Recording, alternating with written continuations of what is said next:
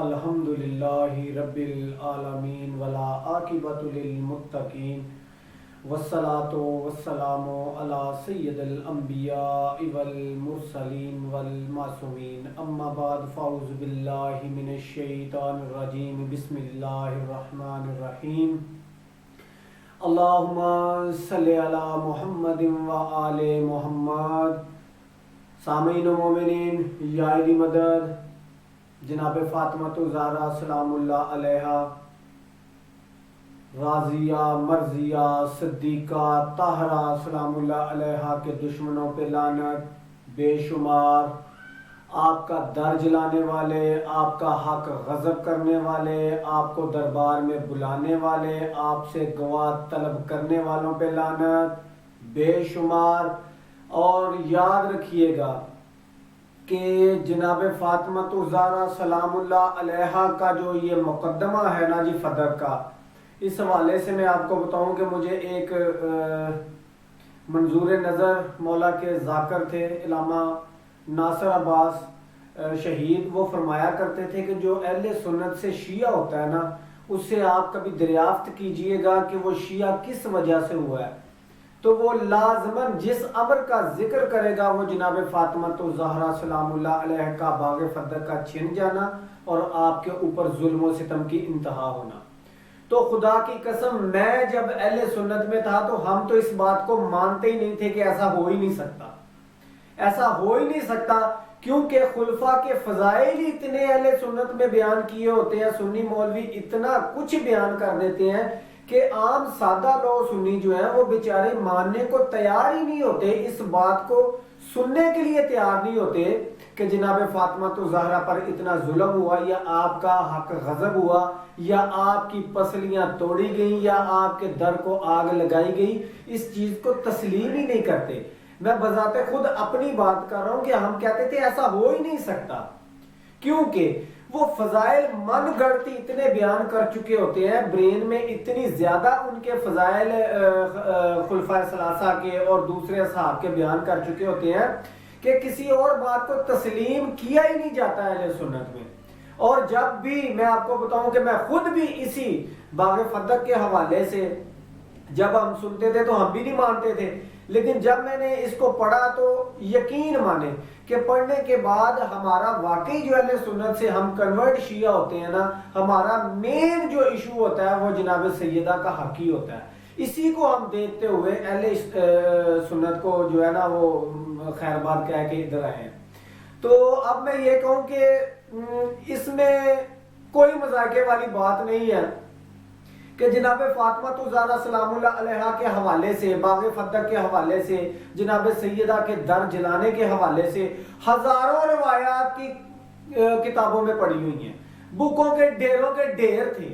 لیکن اب مسئلہ یہ ہے کہ ان کی جب جان نہیں نہ چھوٹی اہل تسنن کی، تو یہ اب کہنا شروع ہو گئے کہ جناب سیدہ ہی خطا پر تھی، ٹھیک ہے، کیونکہ ان کو پتہ ہے کہ یہ اب چھپائے بات چھپ نہیں سکتی، کانٹ چھانٹ تو انہوں نے بہت زیادہ کی ہے، اس کا موضوع بھی انشاءاللہ کبھی آپ کے سامنے رکھیں گے کہ احادیث جن میں فضائل محمد و آل محمد تھے نا، ان حدیثوں کی اتنی زیادہ کانٹ چھانٹ ہوئی اور ان حدیثوں کی بکوں کو ایسے جلایا گیا جیسے پتہ نہیں ان میں کیا لکھا ہوا تھا، اور صراحتاً حکومتوں کی طرف سے یہ منع ہوتا تھا کہ نبی مکرم اور آپ کی آل کے متعلق کوئی حدیث نہ لکھنی ہے نہ چھاپنی ہے، ٹھیک ہے، صرف خلفاء کے بارے میں لکھتے جاؤ، جو لکھا جاتا ہے لکھتے جاؤ۔ تو میں آپ کو یہ کہنا چاہ رہا تھا کہ بی بی کی مصیبت جو ہے نا اور بی بی کا حق جو ہے نا، یہ اسی کی وجہ سے، یہ جو لکھا ہوا ہے نا سیاستہ میں، تاریخ ہے جو اہل سنت کے علماء نے لکھی ہوئی ہے، تاریخ دانوں نے لکھی ہے، انہی میں یہ سارے واقعات لکھے ہوئے ہیں، کسی نے اپنی طرف سے کوئی واقعہ نہیں بنایا۔ تو میں شروع کرتا ہوں جی۔ بہرحال نبی مکرم صلی اللہ علیہ وآلہ وسلم کی رحلت کے بعد جو سب سے بڑا واقعہ ہوا ہے نا جی، جو ایک بہت بڑی مصیبت تھی، وہ تھا جناب فاطمہ الزہرا کا حق کا غضب ہونا، اور خالی حق غضب ہونا ہی نہیں، آپ کو جھٹلایا جانا، صدیقہ طاہرہ جس کو اللہ صدیقہ کہے، خود ساختہ صدیقہ نہیں، خود ساختہ صدیق نہیں، یہ صدیق مولا علیہ السلام صدیق اعظم اور فاروق اعظم، حدیث ہے مسلم اور بخاری کی کہ میں ہی صدیق اعظم ہوں اور میں ہی فاروق اعظم ہوں، اور میرے بعد اس لقب کو کوئی جھوٹا شخص ہی اپنائے گا، یعنی اس صدیق کا اور فاروق کا دعویٰ کوئی کذاب ہی کرے گا میرے علاوہ۔ اور صدیقہ طاہرہ کو جھٹلایا جانا، دربار میں بلایا جانا، آپ کے گواہوں کو نہ مانا جانا، یہ بہت بڑی مصیبت ہے اپنے اندر۔ ذرا سوچئے گا کہ یہ خود ایک بہت بڑی مصیبت ہے کہ نبی مکرم کی اکلوتی بیٹی، جس کو نبی مکرم اتنی عظمت اور اتنی شان کے ساتھ ان کا استقبال کریں، جن کے فضائل میں دفتر بڑھے ہوئے گوہوں کتابوں کے، ان کے بارے میں ان کو جھٹلایا جانا اور ان کی بات کو رد کرنا ہی بہت بڑی مصیبت ہے۔ جی شروع کرتے ہیں کہ اس میں سب سے پہلے تو میں آپ کو یہ بتاؤں کہ جو یہ فدق ہے نا جی، یہ فدق ایک ایسی زمین ہے، ایک ایسی ملک ہے کہ جس کا ایک تو انٹرسٹنگ ہے کہ یہ سوچنے والی بات ہے، اور جو بندہ تعصب کی اینک اتار کے صرف فدق کے حوالے سے دیکھ لینا کہ یہ معاملہ کیا ہے، تو اس کو سمجھ آ جائے گی کہ جناب محمد مصطفیٰ صلی اللہ علیہ وآلہ وسلم سے بدلہ کیسے لوگوں نے لیا، آپ کی آل کے اوپر ظلم و ستم کر کے، آپ کی آل کو جھٹلا کے کیسے نبی کے جگر کو پاش پاش کیا ان لوگوں نے۔ جی اور سنیے گا، اب بات کرنے کا مقصد یہ ہے کہ باغ فدق پیغمبر اکرم صلی اللہ علیہ وآلہ وسلم کے زمانے ہی میں حضرت فاطمہ الزہرا صدیقہ طاہرہ کی ملکیت تھا، اور حضرت صلی اللہ علیہ وآلہ وسلم نے اپنی حیات میں اسے فاطمہ الزہرا کو عطا کر دیا تھا۔ اور یہ بات اہل سنت کی معتبر کتابوں میں، شیعہ کتابوں میں بھی اور اہل سنت کی معتبر کتابوں میں یہ واقعہ موجود ہے اور روایتیں موجود ہیں، جیسا کہ بازار میں ابو نعیمی، ابن ابی حاتم اور ابن مردویہ اور اس طرح نقل کرتے ہیں کہ ابو سعید خدری کہتے ہیں جب آیت وآتا ذی القربى حقا نازل ہوئی تو رسول اللہ صلی اللہ علیہ وآلہ وسلم نے فاطمہ الزہرا سلام اللہ علیہا کو بلایا اور انہیں فدق عطا کر دیا، یہ باقاعدہ تحریر لکھ کر دیا۔ جی یہ حدیث ابن عباس سے بھی روایت ہوئی ہے، نیز اسے گزشتہ بزرگ علماء و محدثین کی روایتوں سے الدر منصور میں دیکھا جا سکتا ہے، الدر منصور فی تفسیر المنصور جلد نمبر 4 صفحہ نمبر 177، اور اسی طرح حاکم، طبرانی، ابن النجار، حسمی، ذہبی، سیوطی، متقی ہندی اور دوسرے لوگوں نے بھی اس حدیث کے راوی ہیں جو یہ انہوں نے اس کو روایت کیا ہوا۔ جی اچھا، ابن ابی حاتم نے اس حدیث کو اپنی تفسیر میں نقل کیا ہے، اور یہ وہ تفسیر ہے جس کے بارے میں ابن تیمیہ نے، یہ بہت بڑا ناسبی ہے لیکن اس نے اپنی کتاب منہاج السنہ میں لکھا ہے کہ یہ ہر جعلی حدیث سے خالی ہے۔ ٹھیک ہے جی، ابی حاتم کی جو کتاب ہے نا جی، اس کے بارے میں ابن تیمیہ نے اپنی کتاب میں لکھا ہے کہ اس میں جعلی حدیث ہے ہی کوئی نہیں، سب حدیثیں صحیح حدیثیں ہیں۔ اچھا جی، اس کے بعد اہل سنت کے بے شمار عظیم علماء اس بات کا اقرار کرتے ہیں کہ باغ فدق حضرت پیغمبر اکرم صلی اللہ علیہ وآلہ وسلم کی حیات میں صدیقہ طاہرہ سلام اللہ علیہا کی ملکیت تھا، اور اسے حضرت ختمی المرتبہ صلی اللہ علیہ وآلہ وسلم کی جانب سے فاطمہ الزہرا سلام اللہ علیہا کے لیے عطیہ اور ہدیہ سمجھا جاتا رہا ہے، یعنی نبی مکرم کی حیات کی بات کر رہا ہوں میں۔ اچھا، ابن حجر مکی الصواعق محرقہ میں لکھتے ہیں، ذرا غور کیجئے گا جی۔ اچھا، کتاب نہ میری، نہ امام میرا، نہ محدث میرا، ٹھیک ہے جی۔ اچھا، کون ہے جی؟ ابن حجر مکی الصواعق المحرقہ میں لکھتے ہیں، اس کی الصواعق المحرقہ کے صفحہ نمبر 31 پہ درج ہے جی، ان ابا بکر ان تزامن فاطمہ فدقہ، ابو بکر نے فدق کو فاطمہ سلام اللہ علیہا سے چھین لیا۔ ٹھیک ہے جی، الصواعق المحرقہ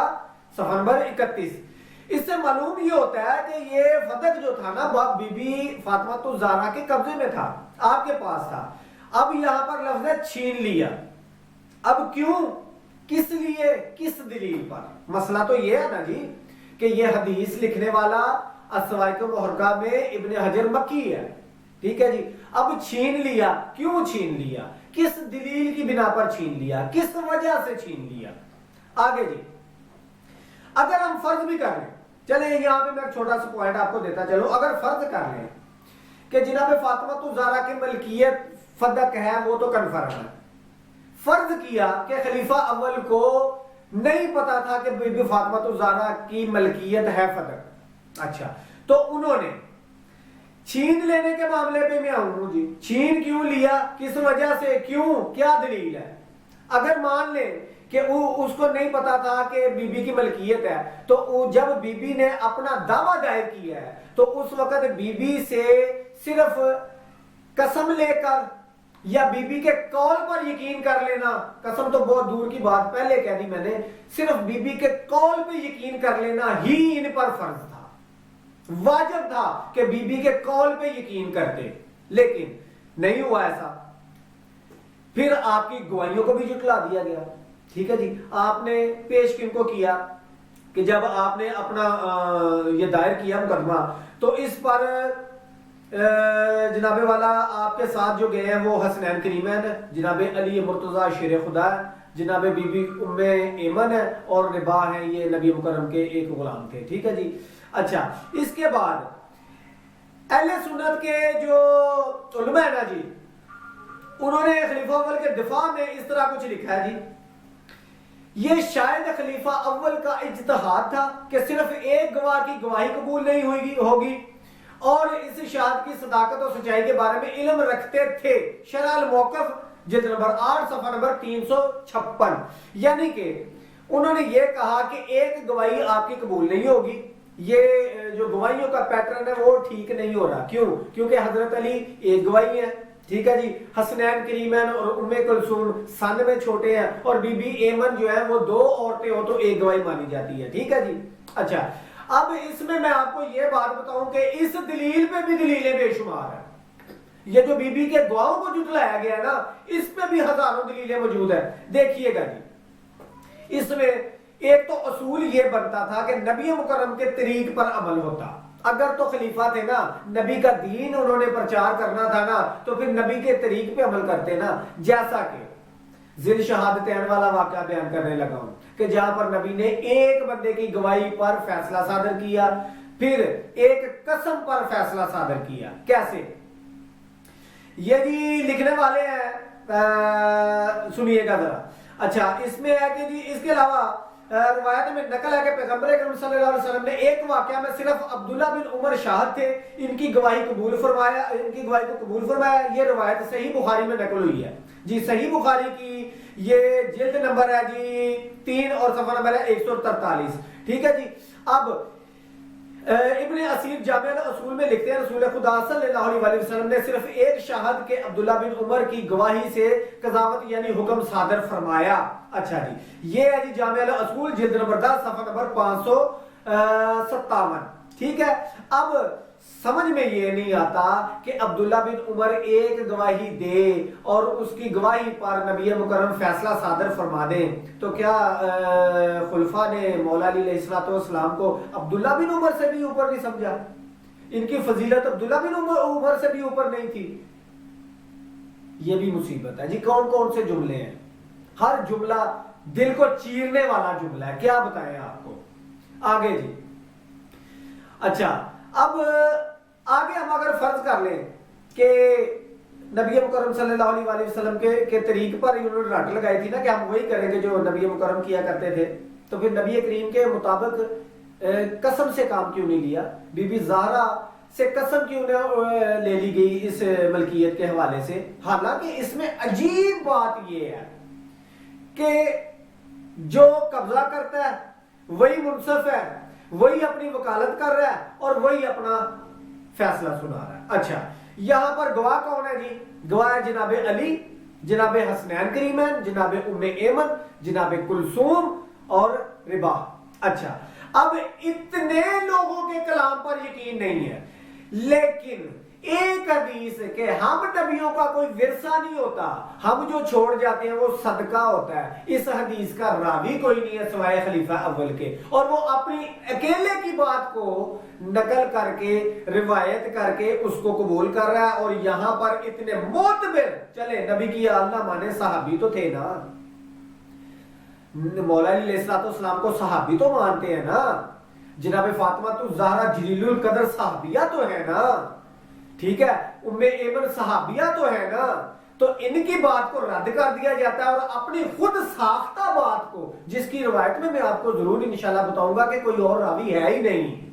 وہ کسی اور نے سنی نہیں، اگر سنی ہوتی تو حضرت عثمان نبی مکرم کی زوجہ جو تھیں ان کا مقدمہ لے کر دربار میں کیوں جاتے؟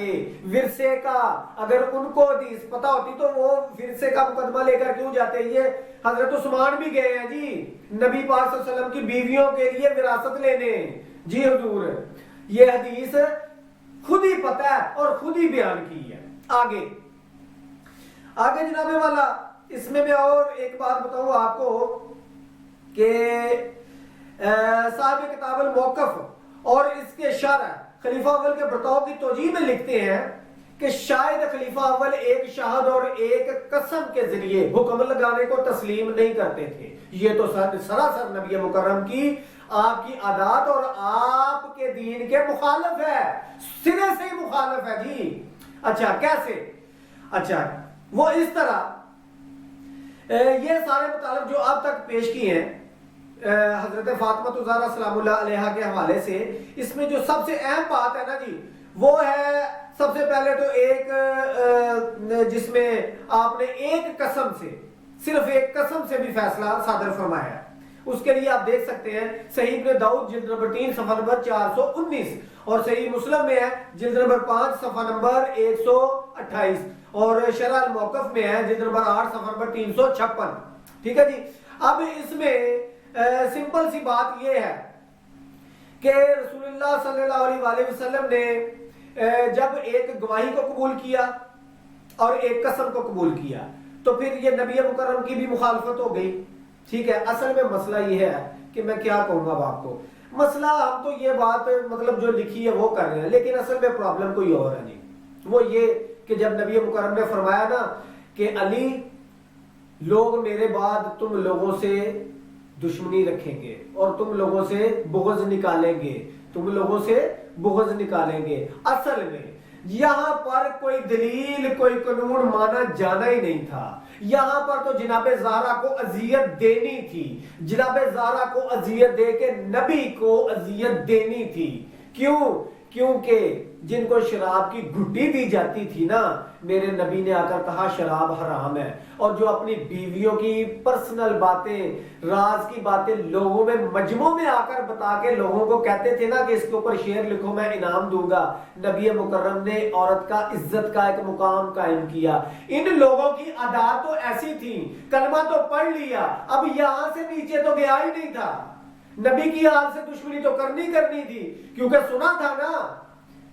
تھا نا کہ نبی کہہ رہے ہیں کہ فاطمہ بذات منی، فاطمہ میرے جگر کا ٹکڑا ہے، اور جتنی محبت اور جتنی عظمت اور جتنی شان جناب فاطمہ الزہرا کی نبی مکرم نے بیان فرمائی شاید ہی کسی نے بیان فرمائی ہو۔